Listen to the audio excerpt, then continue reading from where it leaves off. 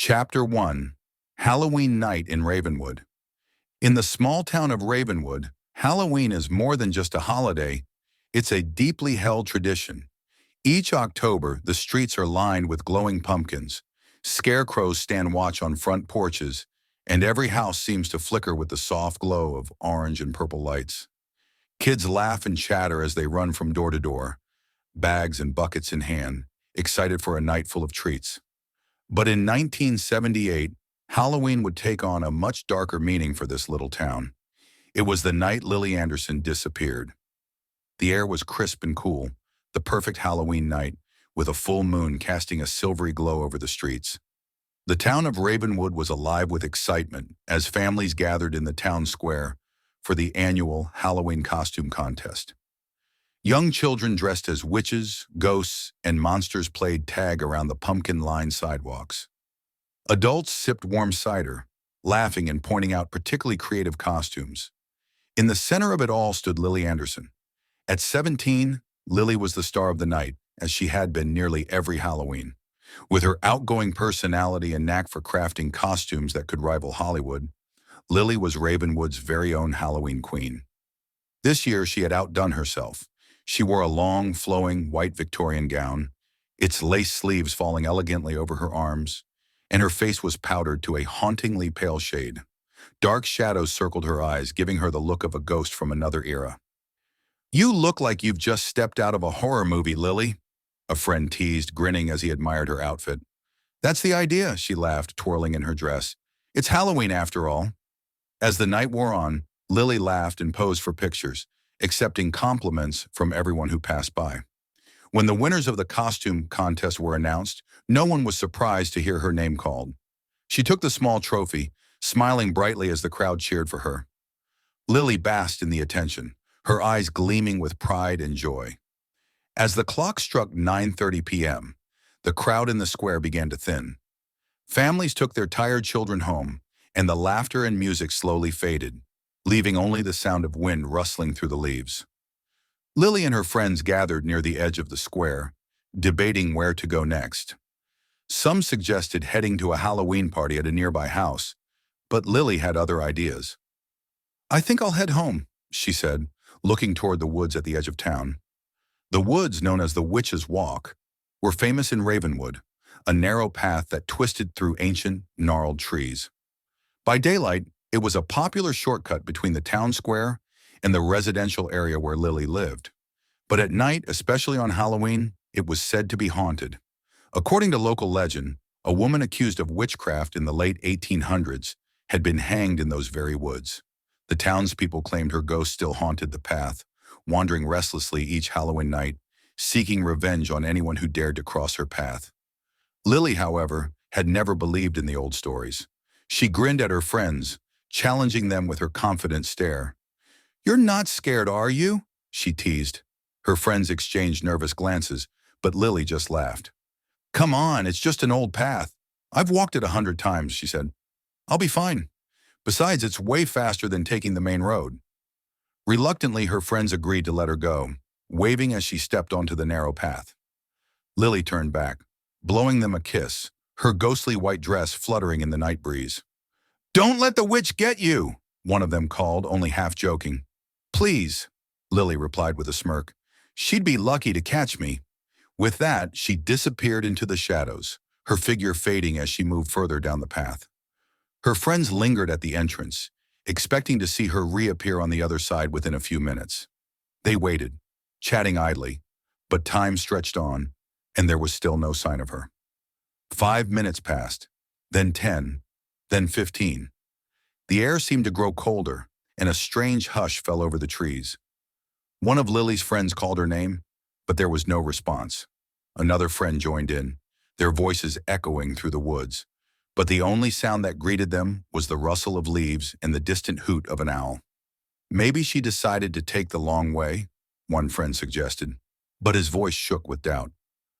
"Or maybe she's playing a prank," another offered, though she didn't sound convinced. They waited a few more minutes, growing increasingly uneasy. Finally, they decided to follow her down the path, hoping to catch up with her and laugh about the scare. But as they made their way deeper into the woods, the shadows seemed to thicken, closing in around them like a cloak. "Lily," they called, their voices more urgent now. "Lily, where are you?" But there was no answer, only silence. And so begins the mystery of Lily Anderson's disappearance on that Halloween night. The silence in the woods left her friends with a growing sense of dread. What should have been a shortcut home had turned into a path of eerie shadows and unanswered questions. For the town of Ravenwood, the night would soon be remembered not for its fun and laughter, but for a mystery that would haunt them for years to come.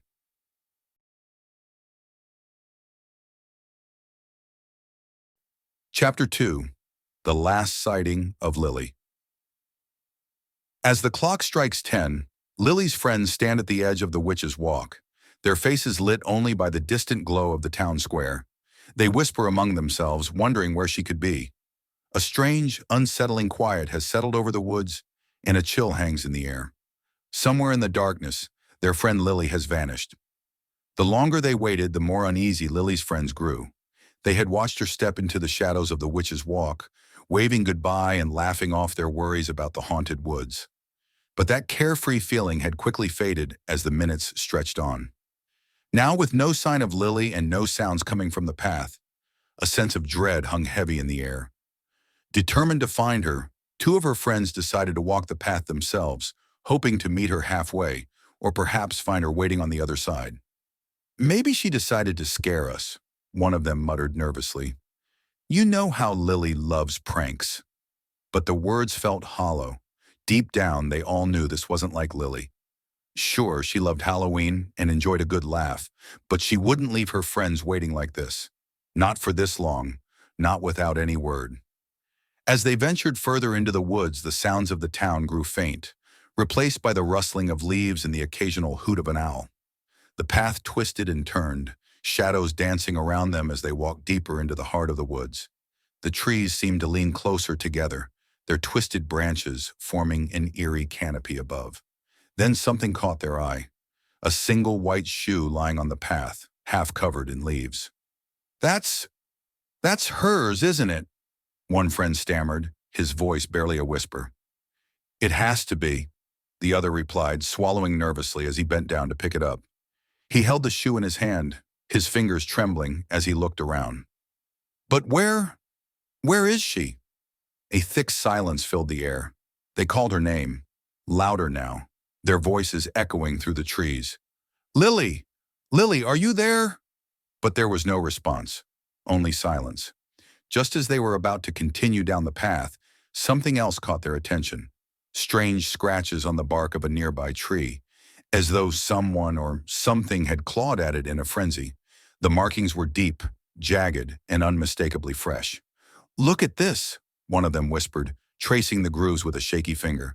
Do you think she was here?" A chill ran through them. The legends of the Witch's Walk suddenly seemed all too real.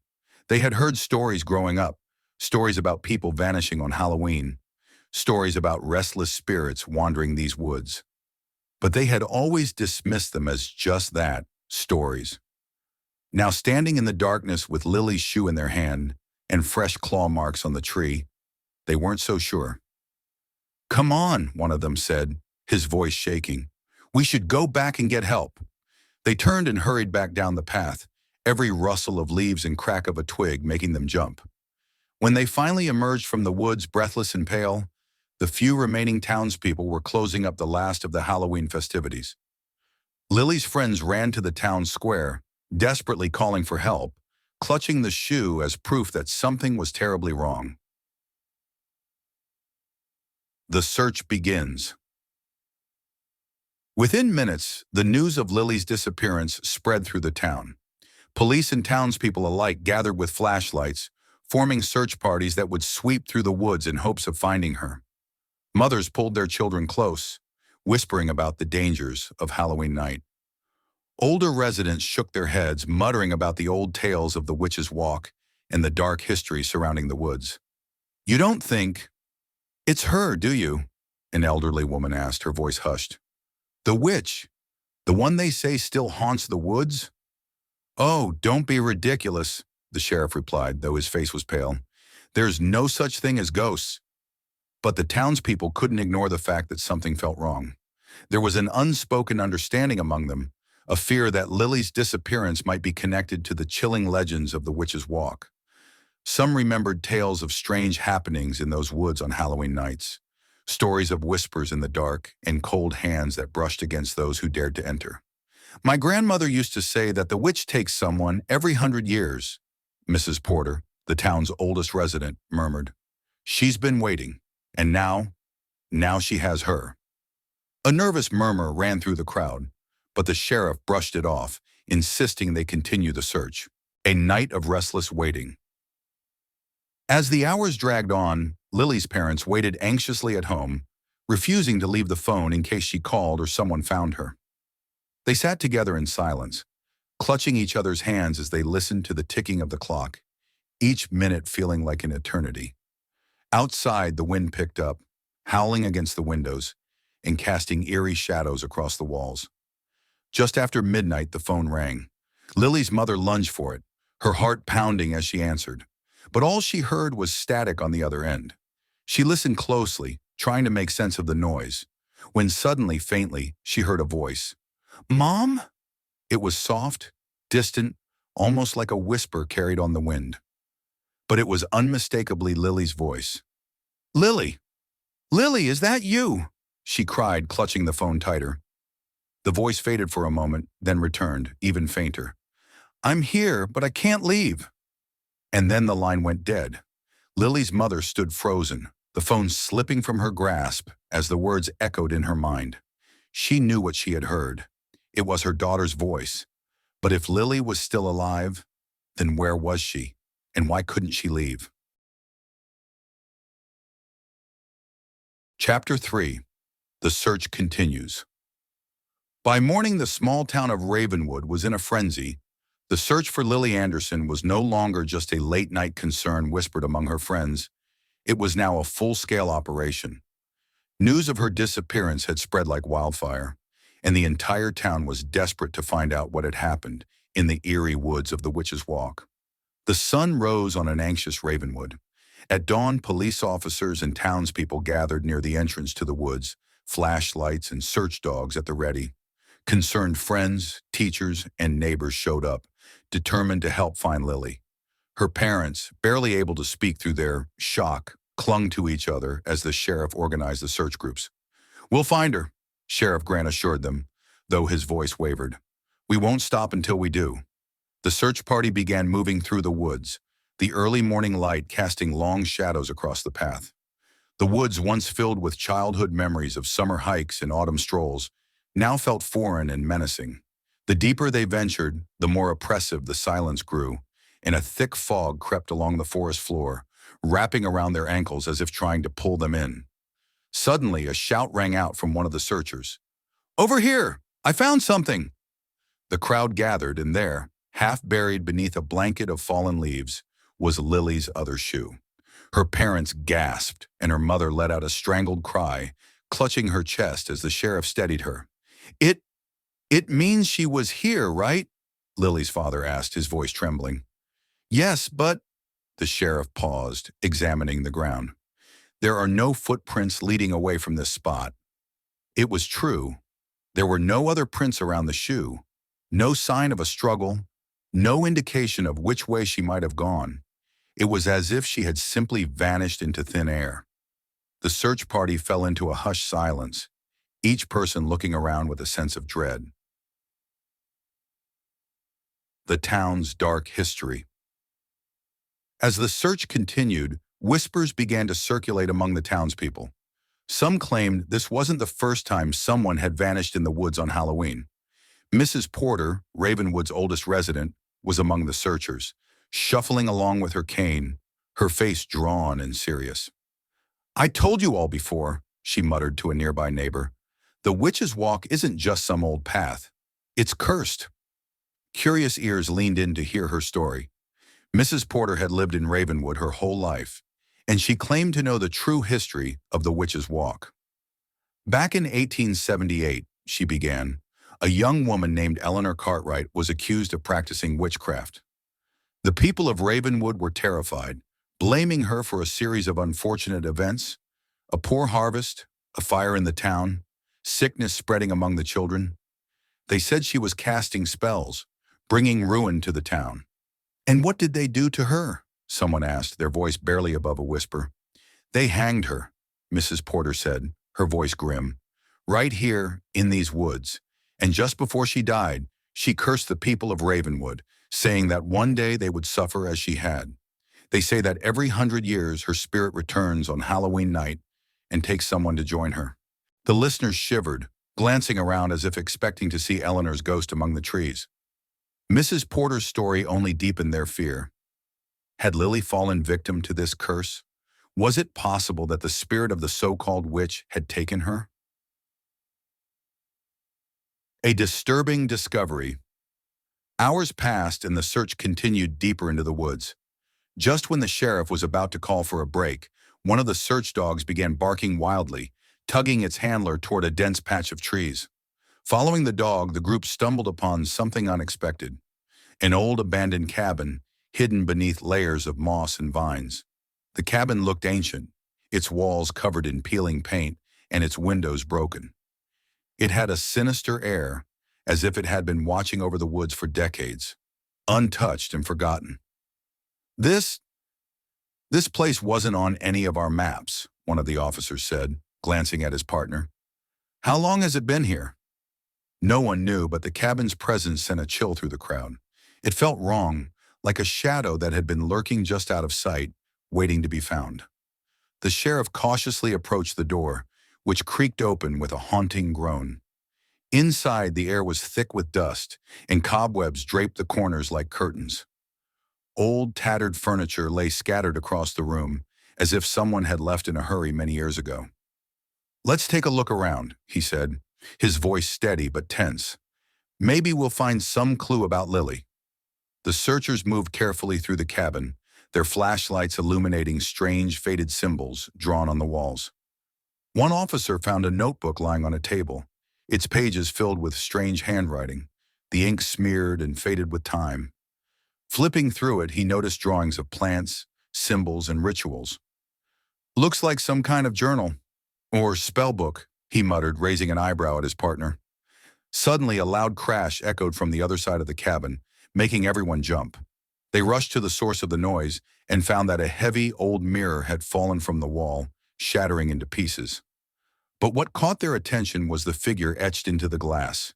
An outline, faint yet unmistakable, of a young girl in a long, flowing dress, staring back at them with hollow eyes.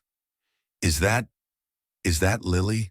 One of her friends whispered, her voice breaking. The group stared, their hearts pounding. The figure looked hauntingly familiar, as if it were a reflection of Lily herself, forever trapped within the glass. The sheriff ordered them to leave the cabin, but the chilling image was burned into their minds. The unsolved mystery. Back in town, as darkness began to fall once more, the townspeople gathered in the square. Despite the day's search, there was still no trace of Lily, no explanation for her disappearance, and no answers to the mystery of the abandoned cabin. As the sun dipped below the horizon, casting an orange glow over the townspeople shared uneasy glances. For the first time in Ravenwood's history, the usual Halloween decorations, pumpkins, skeletons, and spiderwebs, felt more like warnings than celebrations. The town seemed shrouded in an invisible cloud of fear and sorrow, each person wondering if the curse of the witch's walk was real after all. What do we do now? One resident asked, his voice trembling. We wait, the sheriff replied, though his face was grim. We'll search again tomorrow, but tonight we pray that wherever she is, she's safe. As the townspeople slowly drifted home, one thought echoed through every mind. Had Lily Anderson really been taken by the curse of the witch? And if so, would she ever be found?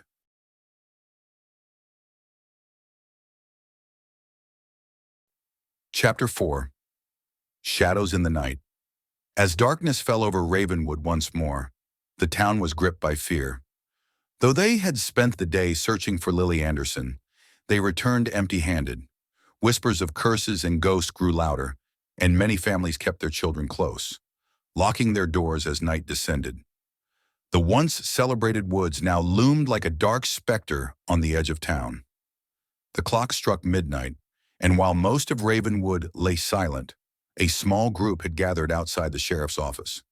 Lily's friends, unable to rest, begged Sheriff Grant to let them go back into the woods for one last search. They didn't care about the stories or the warnings. All they wanted was to find their friend. "Please, Sheriff," Lily's best friend Emily pleaded, her eyes red from tears and exhaustion. "There has to be something we missed." The sheriff hesitated, his jaw set as he considered their request. He knew the dangers of the woods, especially at night, but he also knew that sending them home wouldn't ease their fears. "All right," he finally relented, "but you're going in with me, and we're sticking close together. Got it?" The small group, Emily, Sheriff Grant, and two other officers, gathered flashlights, extra batteries, and bundled up against the biting cold. They set off toward the Witch's Walk, the fog thick and heavy in the air. Every step felt deliberate, their flashlights casting long shadows that danced across the gnarled trees, giving them an otherworldly appearance. The mysterious lantern light. As they moved deeper into the woods, a strange light flickered ahead of them, faint but unmistakable. It seemed to bob up and down, like an old lantern being carried through the trees. The group paused, exchanging uneasy glances. "Is someone else out here?"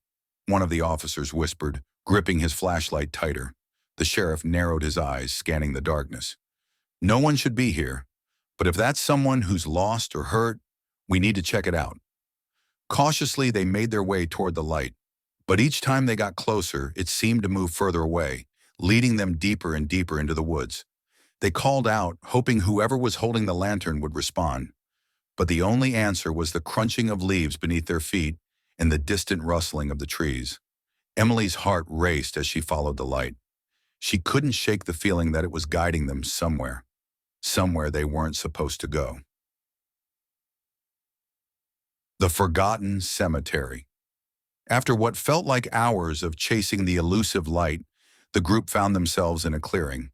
The moon broke through the clouds, casting a pale glow over the scene, and there before them lay a forgotten cemetery.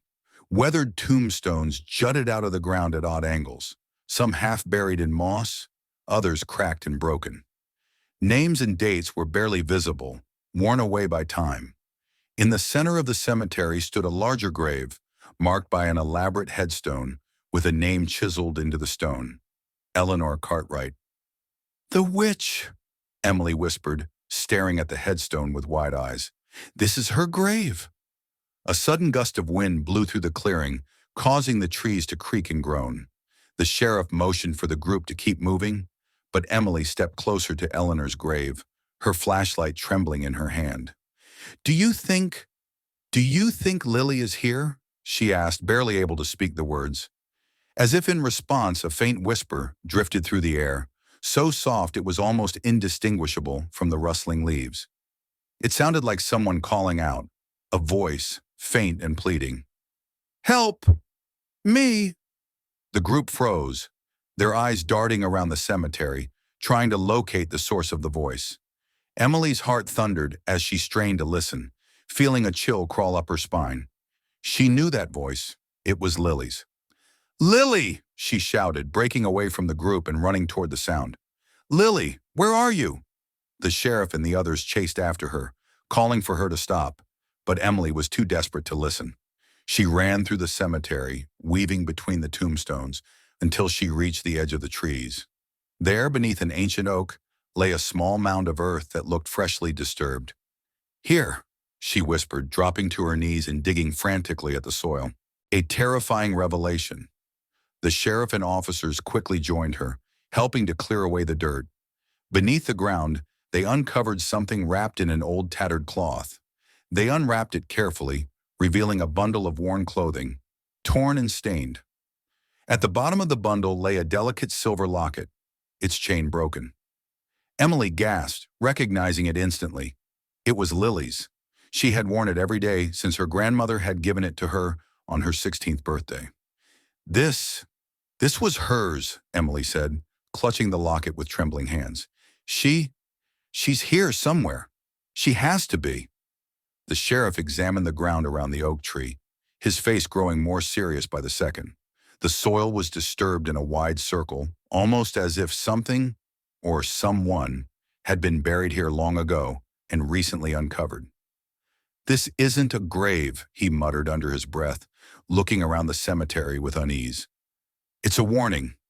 Just then, the lantern light flickered again at the far end of the cemetery. The group turned, their hearts pounding, as the light seemed to grow brighter, illuminating a shadowy figure standing just beyond the trees. "Who's there?" the sheriff demanded, shining his flashlight toward the figure. The figure didn't move. It stood still as a statue, shrouded in darkness, with only the faint glow of the lantern casting light on its silhouette. Emily squinted, her breath catching in her throat as she recognized the outline of the dress and the long flowing hair. "Lily?" she called out, her voice trembling with hope and fear. The figure slowly raised a hand, beckoning to them, before turning and disappearing into the woods, into the darkness. Ignoring the sheriff's protests, Emily broke away from the group and ran toward the spot where the figure had stood. She plunged into the dark woods, the others following close behind, their flashlights flickering as they struggled to keep up. "Emily, wait!" the sheriff called, but she didn't listen. Emily's only thought was reaching Lily, bringing her friend home, ending this nightmare. She darted through the trees, her breath coming fast and shallow as the forest grew denser. The shadowy figure remained just ahead, leading her deeper and deeper, until she could barely see the flashlights of the others behind her. Suddenly, the figure stopped, standing at the edge of a cliff overlooking a deep ravine. Emily skidded to a halt, staring in horror as the figure turned to face her. The moonlight illuminated the figure's face, revealing hollow eyes and pale skin. It was Lily, only it wasn't.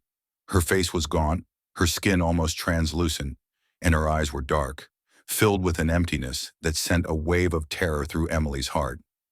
"Lily," Emily stammered, barely able to speak. "Emily?" Lily's voice was a mere whisper, echoing in the stillness. "Help me. She won't let me leave." Emily reached out, but as her hand neared Lily's figure began to dissolve, fading like mist in the moonlight. The last thing Emily saw was Lily's empty, pleading eyes before her form disappeared into the darkness. The sheriff and officers reached her, pulling her back from the cliff's edge. Emily stood in stunned silence, her mind reeling from what she had just witnessed. What did I just see?" she whispered, clutching the broken locket in her hand. "I don't know," the sheriff replied, his face pale. "But whatever it was, it's not over." As they turned back toward town, the wind picked up, carrying with it a faint, mournful whisper that echoed through the trees, a voice calling from somewhere beyond, forever trapped in the shadows of Ravenwood.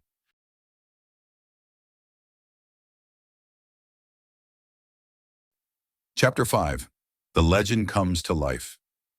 Back in town, rumors spread like wildfire. The story of Lily's ghostly appearance at the cliff, her desperate plea for help, and the eerie voice heard by the search party sent shockwaves through Ravenwood. As Halloween night drew nearer, the townspeople grew fearful. Was the curse of Eleanor Cartwright real? And if so, would it take more than one soul? Emily sat by her window that night, unable to sleep. Every time she closed her eyes, she saw Lily's face, pale, hollow, pleading for help. She clutched the broken locket tightly, tracing her fingers over its delicate chain. No one had been able to explain what happened in the woods, and the sheriff's team had called off the search until morning. The entire town was restless. People gathered at the local diner, talking in hushed voices about the abandoned cabin, the shadowy figure, and the dark history of the Witch's Walk. More than a few glanced nervously toward the woods, as if fearing that something might emerge from the trees. "I heard the witch's curse is real," whispered Mrs. Porter, leaning over her coffee cup. "She comes back every 100 years looking for someone to take into the woods with her." "But why Lily?" someone else murmured, their voice shaky. "She was just a kid. Why would she be taken?" "Curses don't need reasons," Mrs. Porter replied, her eyes serious. "They just need a soul." The plan to return Emily couldn't stay away. She knew that, curse or no curse, She had to go back to the Witch's Walk. As she made her way through town, she met up with her two best friends, Jake and Sarah, who had been as shaken by Lily's disappearance as she was.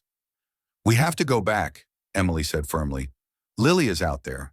I saw her, and she needs our help." "Emily, what if it's dangerous? What if whatever's out there tries to take us too?" Jake asked, his voice filled with fear. "I know it's scary," Emily admitted, looking at her friends. "But we're the only ones who saw her. No one else believes it, and no one else is going to try." Sarah nodded, her face set with determination. "If you're going, I'm going too. Lily's our friend, and she would never give up on us." Reluctantly, Jake agreed, and the three friends set out, flashlights in hand and hearts pounding. The town was quiet as they walked toward the edge of the woods, where the dark, towering trees awaited them. The Witch's Walk, a new path. As they entered the woods, the dense fog began to close around them, muffling every sound. The trees creaked, and the air was filled with the earthy scent of damp leaves and decaying wood. Emily led the way, clutching Lily's locket as if it were a protective charm. "This is where we found the cemetery," Emily whispered, stopping as they reached the clearing. The tombstones seemed even older and more decrepit in the dim light. Shadows danced over the grave markers, and the wind stirred the leaves, creating eerie shapes on the ground. Emily felt a shiver run down her spine as she looked at Eleanor Cartwright's grave, wondering if the stories were true. Suddenly, they noticed something new, a narrow, overgrown path leading away from the cemetery. The path was lined with old, twisted vines, and it seemed to disappear into a wall of fog. "That path wasn't here before," Jake said, swallowing nervously. "It's like it wants us to follow it," Sarah whispered, gripping her flashlight tightly. Without another word, Emily started down the path, her friends close behind. The fog thickened, making it hard to see more than a few feet ahead. The air grew colder, and an unnatural silence settled over them, broken only by the crunch of their footsteps. The voice in the dark. As they walked deeper into the woods, a voice floated through the trees. It was faint, like a whisper carried by the wind, but unmistakably familiar. "Help! Me!" Emily's heart raced. It was Lily's voice, just as it had been at the cliff. She stopped, turning in every direction, trying to pinpoint the source. "Lily!" she called out, her voice echoing through the fog. "Where are you?" The voice grew louder, more insistent. "Help me! Please!" They followed the voice, quickening their pace as the fog began to thin, revealing a large ancient oak tree in the center of a small clearing. Its gnarled branches twisted like skeletal fingers, and at its base lay a small stone altar, covered in strange symbols and markings that glowed faintly in the moonlight. "What is this place?" Sarah whispered, stepping back in fear. It's some kind of ritual site," Jake replied, his eyes wide as he looked at the strange symbols. "Maybe this is where they tried to summon her spirit." The voice was louder now, coming from somewhere near the altar. Emily stepped closer, her hands trembling as she raised her flashlight. There, scratched into the trunk of the tree, were 3 words. "Free me, Eleanor. A dangerous decision." Emily stared at the words, feeling a strange pull, as if the tree itself was calling to her. She remembered Mrs. Porter's story of Eleanor Cartwright's curse, how she had vowed to make the town suffer as she had suffered. What if we have to do something to break the curse?" Emily whispered, glancing at her friends. "Maybe that's why Lily is still here. Maybe Eleanor won't let her go until someone sets her free." Jake shook his head, his face pale. "Emily, we don't know what will happen if we try. We could make things worse." "But we can't leave her here," Emily argued, her voice desperate. "Lily is our friend. She's trapped because of a curse that was cast over 100 years ago. We have to try." With a deep breath, Emily stepped up to the tree and placed her hand over the words etched into the bark. The air grew colder, and the ground beneath her feet seemed to tremble as a powerful energy surged through the clearing. "Eleanor Cartwright," Emily called out, her voice strong.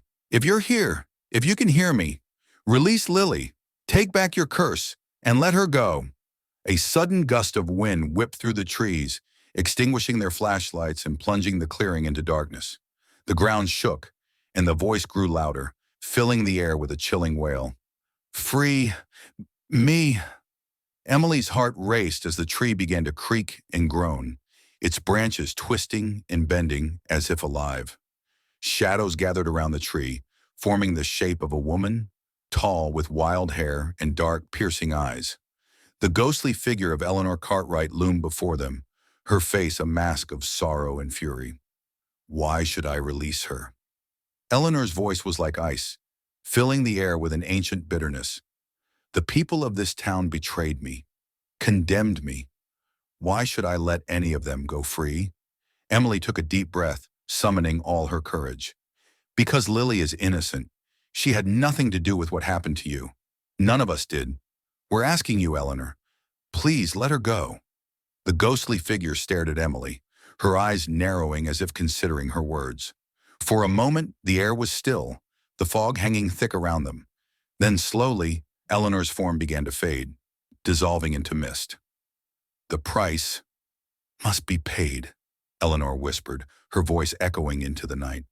But it need not be hers. And with those words, the spirit vanished, leaving the clearing silent once more. Emily fell to her knees, clutching Lily's locket, hope filling her heart. The return. The fog began to lift, and the air warmed as the oppressive energy in the clearing faded. A soft light appeared at the edge of the trees, and the three friends turned to see a familiar figure stepping out of the shadows. It was Lily. She looked pale and tired, but she was alive. Emily ran to her, hugging her tightly as tears streamed down her face. Lily, you're back. You're really back. Lily looked at her friends, her face etched with confusion and relief. I don't know what happened. I was in this place so dark and cold, and then I heard your voices calling me back. As they led her back toward the town, Emily glanced over her shoulder at the ancient oak tree, where the words "Free me, Eleanor" were now gone. The curse, it seemed, had been lifted, and the spirit of Eleanor Cartwright had finally found peace. Chapter 6. The Price of Freedom. The town of Ravenwood buzzed with disbelief as news spread that Lily Anderson had returned. People whispered about curses, ghosts, and spirits, but no one could explain exactly what happened in the Witch's Walk. Halloween night had arrived, yet the eerie silence in the woods seemed more foreboding than ever. Emily, Lily, Jake, and Sarah huddled together in Emily's living room, surrounded by blankets and mugs of hot chocolate, trying to make sense of their terrifying experience. Lily was safe, but the words Eleanor had spoken echoed in Emily's mind. The price must be paid. Do you remember anything, Lily? Emily asked, her voice barely above a whisper. Anything about where you were? Lily's eyes filled with fear as she looked down, fiddling nervously with the broken locket around her neck. It was so dark, like I was stuck in a shadow. I could hear voices whispering, telling me I couldn't leave. And there was this figure, watching me. Eleanor, Jake muttered, shivering as he glanced at the window. She didn't just let you go, did she? Lily shook her head, looking worried. She told me. She said she needed someone to take her place. I don't understand, but I think the curse isn't over. They all exchanged uneasy glances, realizing that the Halloween night wasn't over, and neither was the dark hold of Eleanor Cartwright. The festival's return. That evening, Ravenwood's Halloween festival returned with a sense of forced cheer. Despite the recent events, the town had decided to hold the celebration in the hopes of lifting everyone's spirits. The streets were filled with costumed children, glowing jack-o'-lanterns, and laughter. But for Emily, her friends, and Lily, an uneasy feeling lingered. As the sun set, the mayor, Mr. Langston, gave his usual speech to open the festival, but his voice held a note of unease. Tonight, we celebrate Halloween as a night of fun and festivity, he said, casting a nervous glance at the Witch's Walk. Let's remember those we've lost and be thankful for the safety of our loved ones. The crowd cheered, but whispers of Eleanor's curse echoed through the air. As the friends walked through the festival, they couldn't shake the feeling that they were being watched. Do you guys feel that? Sarah asked, clutching her coat tightly around her. Like, something's wrong? I thought I saw someone, Jake replied, looking around with wide eyes. Near the edge of the festival. By the woods. Emily's heart skipped a beat, remembering the ominous promise of a price. Just then, her phone buzzed with a message, causing her to jump. It was from an unknown number, but the message sent chills down her spine. "You didn't think I'd let you all go so easily, did you?" Into the woods once more. Emily shared the message with her friends, her hands shaking. "This has to be Eleanor. She's still here, and she's angry." Lily paled, clutching her locket as if it could protect her. "What if she's coming back for me? She said someone had to stay, remember?" "We can't just let her take you, Lily," Emily insisted. "We need to end this curse once and for all." Gathering their courage, the friends decided to return to the Witch's Walk, hoping to confront Eleanor's spirit and find a way to break the curse. The path to the woods was darker than ever, the fog rolling in thick waves across the ground. The trees seemed to bend toward them as if to pull them in, and the faint whispers of Eleanor's voice carried through the air. "Come, pay the price." The whisper seemed to grow louder with each step, surrounding them like an echoing chorus. As they reached the clearing with the ancient oak tree, the ground beneath them trembled, and the ghostly figure of Eleanor Cartwright materialized, her form flickering in the moonlight. "You think you can escape my curse?" Eleanor's voice was filled with anger, her hollow eyes staring directly at Lily. "No one can leave without a price?" Emily stepped forward, her voice strong despite the fear in her heart. "We know your story, Eleanor. We know what they did to you. But Lily had nothing to do with it. None of us did." Eleanor's face twisted with bitterness. "Innocence means nothing to me. I was innocent too, but they left me to die." The bargain. "If you need someone to take your place," Jake said, his voice trembling, "why don't you take one of us? Leave Lily alone." Eleanor looked at each of them, her gaze sharp and probing. "You would take her place? Give up your life for hers?" Silence fell over the group. Each of them cared deeply for Lily, but the weight of Eleanor's question hung heavy in the air. Emily stepped forward, her face pale but determined. "Take me," she said, her voice steady. "If that's what you need, I'll go." Eleanor's gaze softened, and for the first time there was a flicker of something other than anger in her expression. "A soul given freely is a powerful thing," Eleanor murmured, her voice filled with an ancient sadness. "Perhaps there is another way." The friends looked at her, hope flickering in their hearts. "What do you mean?" Sarah asked, barely daring to breathe. "The people of Ravenwood betrayed me," Eleanor said, her voice echoing through the clearing. "But perhaps they can redeem themselves. Bring me an offering, an act of remembrance from those who condemn me, and the curse may be lifted." A race against time. Eleanor's form began to fade, but her voice lingered in the night air. "You have until midnight. Bring me what I ask, or the price will be paid." The friends exchanged worried looks. Midnight was only a few hours away, and they had no idea what Eleanor's act of remembrance could be. They hurried back to town, desperate to find something that could appease her spirit. As they searched through old town records in the library, they discovered a piece of history that sent chills down their spines. It was a newspaper article from 100 years ago, detailing the night Eleanor was taken to the woods. Alongside the article was a photograph of a necklace, a locket she had worn the night she died. "If we could find that locket," Emily whispered, her mind racing. "Maybe that's the act of remembrance she wants." "But where would it be?" Jake asked, flipping through more articles. "No one has seen it for years." Just then, a soft voice broke through the silence.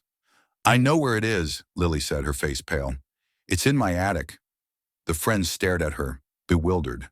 "Your attic?" Sarah asked, incredulous. "How?" "It was passed down in my family," Lily explained, her voice trembling. "My great-grandmother, she was part of the group that accused Eleanor.